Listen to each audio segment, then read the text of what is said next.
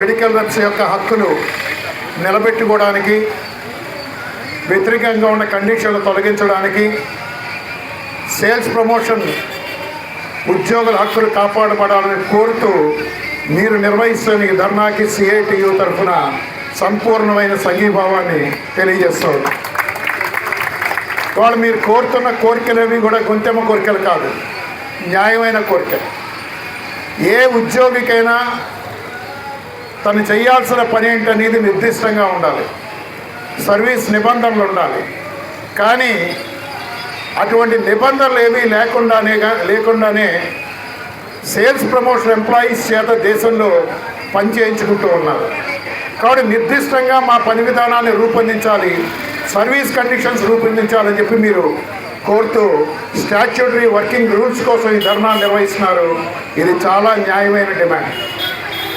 అలాగే వేతనాలకు సంబంధించి medical reps highly skilled కేటగిరీగా నిర్ణయించి కనీస వేతనాలు నిర్ణయించాలని చెప్పి మీరందరూ కూడా డిమాండ్ చేస్తూ ఉన్నారు. ఇది కూడా చాలా న్యాయమైన డిమాండ్. ఎంచేత మెడికల్ రెప్ చేసే పని ఒక అన్స్కిల్డ్ లేబర్ నుంచి ఒక హైలీ స్కిల్డ్ లేబర్ చేసే పనులన్నీ కూడా మెడికల్ రెప్ చేస్తారు. బహుశా ఈ దేశంలో కావచ్చు, ఈ ప్రపంచంలో కావచ్చు, అన్ని రకాల పనులు చేసే ఏకైక ఉద్యోగం ఎవరైనా ఉన్నారంటే కదా సేల్స్ ప్రమోషన్ ఎంప్లాయీస్, అది మెడికల్ రెప్స్. అంటే మనం శాంపిల్స్ మోసుకెళ్ళడం దగ్గర నుంచి, లేకుంటే ఒక స్టాకీస్ దగ్గర పనిచేయడం దగ్గర నుంచి, ఒక మెడికల్ షాప్ దగ్గర ఇన్వెంటరీ చూసి వాళ్ళకి ఆర్డర్స్ తీసుకోవడం దగ్గర నుంచి, ఒక హైలీ స్కిల్డ్ నోబుల్ ప్రొఫెషన్ డాక్టర్స్కి మెడిసిన్ గురించి ఎక్స్ప్లెయిన్ చేయడం వరకు ఈ పనులన్నీ కూడా, అంటే ఒక అన్స్కిల్డ్ వర్క్ ఉంది, సెమీ స్కిల్డ్ వర్క్ ఉంది, స్కిల్డ్ వర్క్ ఉంది, హైలీ స్కిల్డ్ వర్క్ కూడా ఉన్న ఏకైక జాబ్ ఏమైనా ఉంటే కనుక అది మెడికల్ జాబ్ తప్ప మరొకటి ఇది కూడా కాదు. కాబట్టి హైలీ స్కిల్డ్కి మీరు ఇక్కడ బ్యానర్లు పెట్టారు 26,000 అని. యాక్చువల్గా డిమాండ్ గత వారం రోజులుగా మారింది. మీరు చూసే ఉంటారు, మనం గత నెల 30-31 తారీఖుల్లో రాష్ట్ర వ్యాప్తంగా కనీస వేతనాలు సవరించాలని చెప్పి కలెక్టరేట్ దగ్గర మనం ధర్నాలు నిర్వహించాం. ఓకే, 35,580 ఇచ్చారు. అయితే ఇక్కడ బ్యానర్ 26 ఉందని చెప్పి నేను దాని గురించి చెప్తున్నా.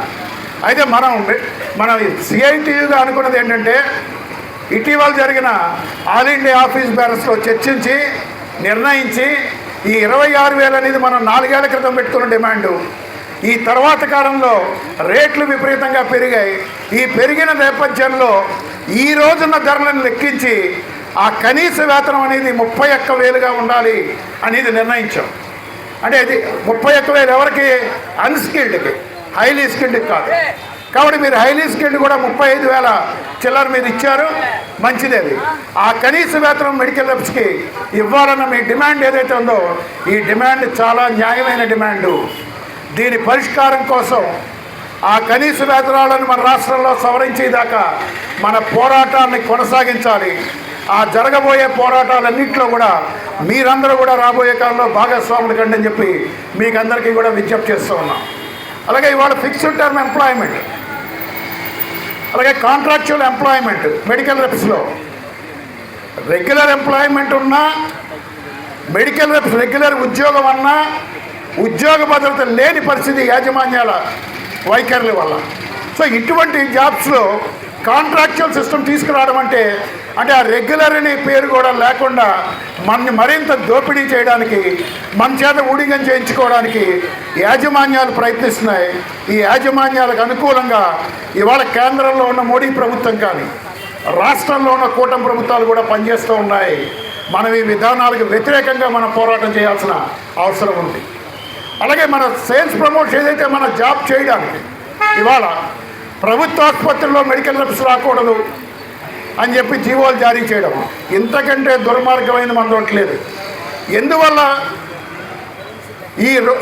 ఈ దేశంలో ప్రజలు ఆరోగ్యంగా ఉండాలన్నా వాళ్ళకి డాక్టర్స్కి అవసరమైన టెక్నికల్ నాలెడ్జ్ కానీ, ఫార్మాస్యూటికల్స్ కానీ, ఫార్మకాలజీ సంబంధించి కానీ, వాటి సైడ్ ఎఫెక్ట్స్ గురించి కానీ డాక్టర్కి తెలియజెప్పి మరింత మెరుగైన ప్రజలకి సేవలు అందించేలా చేసి ప్రొఫెషన్ మెడికల్ రెప్స్ అటువంటి మెడికల్ రెప్స్ని గవర్నమెంట్ హాస్పిటల్లో రాకూడదని చెప్పి జీవో జారీ చేయడం సరైన పద్ధతి కాదు. ప్రభుత్వం ఒకవేళ ప్రజలకి ఇబ్బంది కలుగుతుందనుకుంటే హాస్పిటల్లోనే టైం కేటాయించవచ్చు. మెడికల్ రెప్స్కి ఓపీ టైమింగ్స్ అయిన తర్వాత 2 to 3 అని కావచ్చు, లేదా 8 to 9 కావచ్చు, ఇట్లా టైం కేటాయించవచ్చు. ఇది ఏదీ కాకుండా మెడికల్ రెప్స్ రాకూడదు అని చెప్పడం అనేది ఇంతకంటే దుర్మార్గం మరొకటి లేదు. దీన్ని మీరు వ్యతిరేకిస్తూ ఉన్నారు. మరి ఇవాళ మీరు కోరుతున్న డిమాండ్లు ఏదైతే ఉన్నాయో ఈ డిమాండ్లన్నీ కూడా ఆరోగ్యానికి 5% జీడిపి కేటాయించాలన్న డిమాండ్, కానీ ఇవన్నీ కూడా చాలా న్యాయమైన డిమాండ్లు. ఇది మెడికల్ రెప్స్ మాత్రమే పరిమితమైంది కాదు. దేశంలో ఉన్న మొత్తం ఆరోగ్యానికి కోట్లాది మంది ప్రజల ఆరోగ్యానికి సంబంధించిన డిమాండ్లు ఏవైతే ఉన్నాయో ఈ డిమాండ్ల పరిష్కారం కోసం మీరు చేస్తున్న పోరాటం, భవిష్యత్తులో చేసే పోరాటాలకు కూడా సిఐటియు మీతో పాటే ఉంటుంది. అన్ని జిల్లాల్లో కూడా అవసరమైన సహాయ సహకారాలు అందిస్తుందని చెప్పి తెలియజేస్తూ ఉన్నాం. ఇవాళ కోవిడ్ లాంటి సమయంలో కూడా ఈ దేశంలో అత్యంత లాభాలు గడించిన పరిశ్రమ ఏది అంటే, 1 ఆరోగ్య రంగం, 2 దాంట్లో భాగంగా ఉన్న మందుల రంగం. దాంట్లో పనిచేసి మెడికల్ రెప్స్ సంపాదించే పరిస్థితి లేదు, ఉన్న జీతం కూడా కోల్పోయిన పరిస్థితి. కాబట్టి ఇవాళ ప్రభుత్వం, కేంద్రంలో ఉన్న మోడీ ప్రభుత్వం కార్పొరేట్ అనుకూల విధానం వల్ల ఒకప్పుడు స్వాతంత్రం వచ్చే నాటికి టాప్ 50 కంపెనీస్ యొక్క టర్నోవర్ 312 కోట్లు, వాళ్ళ అసెట్స్ 50 కంపెనీలది. ఈరోజు 300 కార్పొరేట్ కంపెనీల విలువ 1,38,000 కోట్ల రూపాయలు. అంటే ఎక్కడి 312 కోట్ల రూపాయలు, ఎక్కడ 1,38,000 కోట్ల రూపాయలు. గత 2 ఏళ్ల కాలంలో చూసుకుంటే ఈ 300 కంపెనీల తాలూకు ఆస్తులు ఏవైతే ఉన్నాయో ఈ ఆస్తులు గత 3 ఏళ్ల కాలంలో 3,30,000 కోట్లకి పైగా పెరిగిన పరిస్థితి వాళ్ళకి కనిపిస్తూ ఉంది. ఇవాళ 5,000 కోట్లకి పైగా ఆస్తులున్న బిలియనియర్స్ కనుక చూసుకుంటే కనుక వాళ్ళు 12 ఏళ్ల క్రితం 120 మంది ఉంటే ఇవాళ దాదాపుగా 500 మంది పెరిగారు. అంటే కేంద్రంలో ఉన్న మోడీ ప్రభుత్వ విధానాలు ఏవైతే ఉన్నాయో ఈ విధానాలన్నీ కూడా కార్పొరేట్ కంపెనీలకు ఉపయోగపడ్డాయి తప్ప ఈ దేశంలో ఉన్న సామాన్య ప్రజల వరకు కూడా ఉపయోగపడినాయి పరిస్థితి ఇవాళ నెలకొంది. ఆరోగ్య రంగంలో ఇప్పటికే పిల్లల్లో 1/3 పిల్లలకి ఆకలితో అలమటిస్తున్న పరిస్థితి ఉంది. ఇది మనం చెప్తుంది కాదు, గ్లోబల్ హంగర్ ఇండెక్స్ చెప్తూ ఉంది. దాదాపు 128 దేశాల్లో మన దేశం 102వ స్థానంలో ఉంది. ప్రపంచంలో అత్యంత ఎక్కువ ఆకలున్న దేశాల్లో మన దేశం 102వ స్థానంలో ఉంది. ఇది ఇవాళ దేశంలో ఉన్న పరిస్థితి. అలాగే పిల్లలు పౌష్టికాహారం లేక ఉన్న పరిస్థితి ఉంది.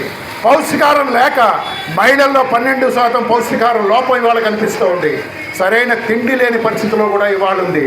అంటే ఇవాళ కేంద్రంలో ఉన్న మోడీ ప్రభుత్వం అవలంబిస్తున్న విధానాలు కార్పొరేట్ కంపెనీలు మరింత లక్షల కోట్లు గడించుకోవడానికి ఉపయోగపడుతున్నాయి.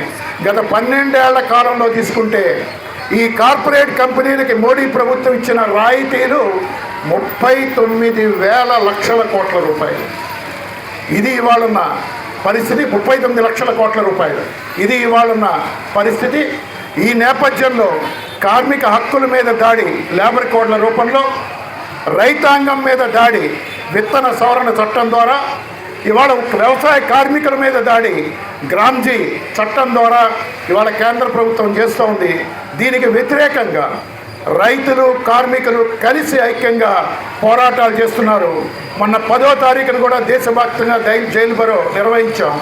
రాబోయే కాలంలో చలో పార్లమెంటు, చలో ఢిల్లీ కార్యక్రమం కూడా నిర్వహించబోతున్నాం.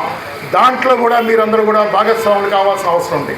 ఇవాళ మందుల రంగంలో అవలంబిస్తున్న విధానం వల్ల ప్రజల ఆరోగ్యం దెబ్బతిండమే కాదు, ప్రజల ఆరోగ్యానికి ఖర్చు చేయలేక అప్పులు పాలవుతున్న పరిస్థితి ఉంది. ఇవాళ రైతాంగానికి సంబంధించి మన భారత వ్యవసాయ రంగాన్ని మొత్తాన్ని కార్పొరేట్ కంపెనీలు కట్టబెట్టేలా విత్తన సవరణ చట్టాన్ని తీసుకొచ్చారు. ఈ విత్తన సవరణ చట్టం అమల్లోకి వస్తే దేశంలో ఉన్న ప్రజల యొక్క ఆహార భద్రతకి ముప్పు వాటిల్లుతుంది. రాబోయే కాలంలో జన్యు మార్పిడి విత్తనాలు మాత్రమే వస్తాయి. ఈ జన్యు మార్పిడి విత్తనాలు ఒకసారి మాత్రమే మొలకెత్తుతాయి. అంటే విత్తనాల కోసం, మన వ్యవసాయం కోసం